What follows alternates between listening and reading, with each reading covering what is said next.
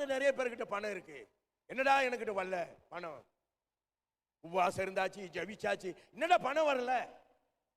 இப்ப சரி, நான் முழங்கால இருந்து ஜபிக்கிறது குறைவு, ஆனா அன்னைக்கு 3 மணி நேரம் முழங்கால நிற்பேன், ஜெபம் பண்ணி இருந்திருக்கேன், உபவாசம் இருந்திருக்கேன், எப்படியாவது வெற்றி ஆயிரணும்.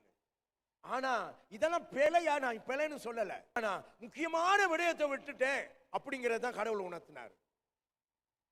ஜெபம் ஜெபம் நல்லா, இது மட்டும் அல்ல வெற்றி. ஓ சிந்தனை, உன்னுடைய அறிவு, வேதாகமத்தை குறித்த அறிவு. நீதிமொழி 11:9 சொல்லுது, தேவன் ஆபிரகாமை விசுவாசத்தில் நீதிமானாக்கினார். அதுதான் அவன் கண்டான். ஆபிரகாம் ஏன் அங்க இருக்கு? அழைச்சி விசுவாசிட்டான் கடவுளை. அதனாலதான் மத்தேயு 1:1 ஆபிரகாமுடைய பேர் இருக்குது. ஏன் தெரியுமா? கடவுளை விசுவாசிச்சான், வாழ்க்கையில விடாம தொடர்ந்தான்.